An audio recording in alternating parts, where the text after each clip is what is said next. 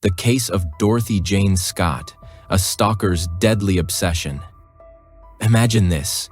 You're a young woman living a normal life, working at a job you enjoy, and spending time with friends and family.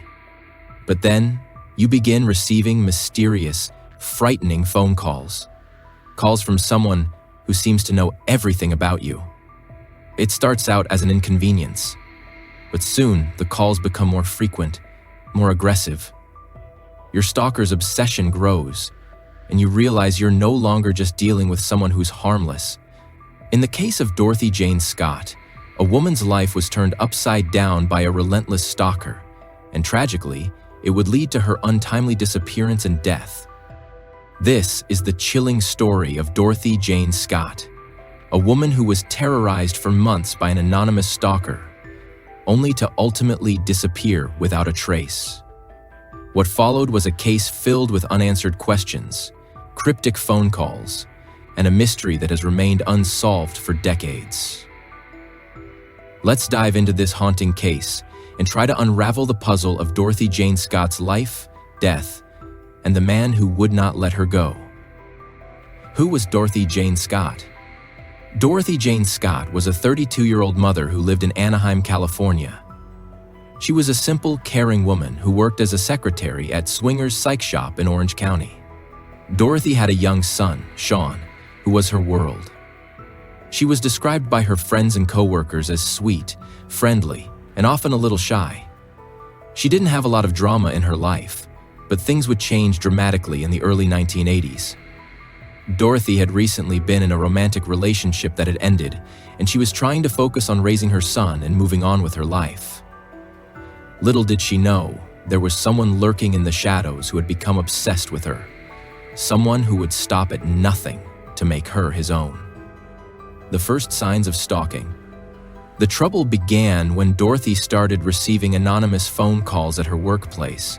At first, the calls seemed like a nuisance, but soon, they grew more sinister. The person on the other end would know things about her that only someone very close to her could know. The stalker would talk about her personal life, including her daily routines, and make cryptic comments that left Dorothy feeling uneasy. Dorothy's coworkers noticed her becoming increasingly nervous and on edge as the calls continued. The stalker would often call in the middle of the night or during her work hours, and no matter how many times she hung up, the calls would continue. At one point, Dorothy even changed her phone number. But the calls didn't stop. They only grew worse. The phone calls grow more dangerous. The stalker didn't just stop with phone calls. In fact, the nature of the calls became even more disturbing. The person would threaten Dorothy, telling her things like, "I'm watching you," or "I'm going to make you pay."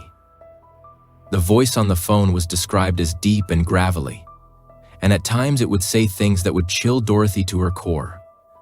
The calls became increasingly personal, with the stalker mentioning details about her life that no one could have known unless they were watching her. The terror didn't just stay confined to the phone.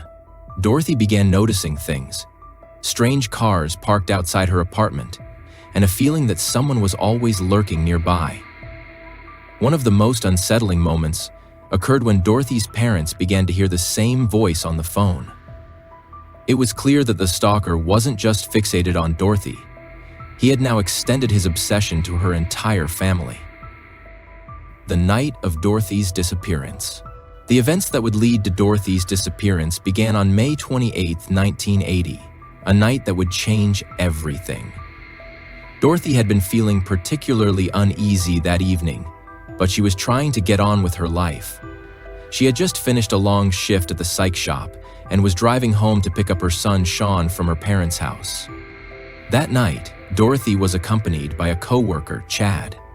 The two of them had been out to dinner, but on their way back, Dorothy noticed something disturbing: a strange man in the parking lot. Chad later described the man as unfamiliar, and Dorothy was immediately on edge. She decided it would be safer to go back inside and take a moment before heading out. But something went horribly wrong after that. Around 11:30 p.m., Dorothy received a phone call at work, and it was the same creepy voice, the stalker. Dorothy immediately became agitated and left the building to go find a safer place. But as she was walking to her car, she was confronted by an unknown man who attacked her. Despite the events unfolding around her, Dorothy fought back. She managed to escape the attacker, but in the confusion, she drove off in a hurry and was last seen heading toward a nearby hospital where she was scheduled to meet her coworker. But she never made it there. The next day, Dorothy's car was found abandoned in the parking lot near the hospital, with bloodstains in the driver's seat and no sign of Dorothy herself. It was as though she had vanished into thin air. In the search for Dorothy, as soon as Dorothy was reported missing, her family and friends sprang into action. But despite extensive efforts, no one could find any sign of Dorothy. Her disappearance sparked a massive search. Police, volunteers, and even search dogs combed through the area, hoping to find some clue as to her whereabouts. But nothing came up. What was most disturbing was the lack of evidence. There were no eyewitnesses, no signs of a struggle outside her car, and no obvious clues pointing to where Dorothy could have gone. It was as if she had just disappeared into the night. As the weeks went on, her family became more and more desperate for answers. It was clear that Dorothy had not just run away. Something terrible had happened to her. Her stalker, however, was still lurking in the shadows, sending more mysterious, menacing phone calls, as though to taunt her family. The final phone call. The most unsettling part of this story happened in July 1980, almost 2 months after Dorothy's disappearance. The phone calls, which had been eerily quiet for a while, started again. But this time, it wasn't just a prank call. It was chilling. On the night of July 6th, Dorothy's mother, Betty, answered the phone. It was the voice of the stalker who now, with a mocking tone, told Betty, "I've got her. She's dead, and I'm going to leave her body somewhere for you to find." The call ended abruptly. Betty, devastated and in shock, tried to make sense of what she had just heard.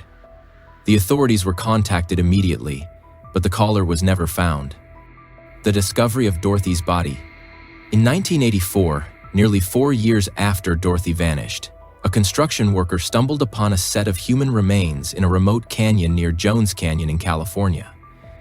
The remains were identified as Dorothy Jane Scott's, and the discovery brought little comfort to her family, as it offered no answers. The cause of death was never determined due to the state of decomposition, but it was clear that Dorothy had been murdered, and the stalking had finally led to a tragic end. Theories and speculation. What happened to Dorothy Jane Scott? The case remains unsolved, and the identity of the stalker continues to be a mystery. Several theories have emerged over the years. The stalker's identity.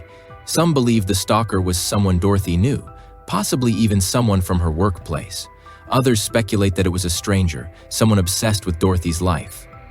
The husband theory. Another theory involves Dorothy's ex-husband, who was reportedly jealous of her new life. However, there is little evidence to support this. A larger conspiracy. Some people think that Dorothy was killed by someone trying to cover up something bigger, but no evidence has ever surfaced to support this. Conclusion. A mystery that remains unsolved.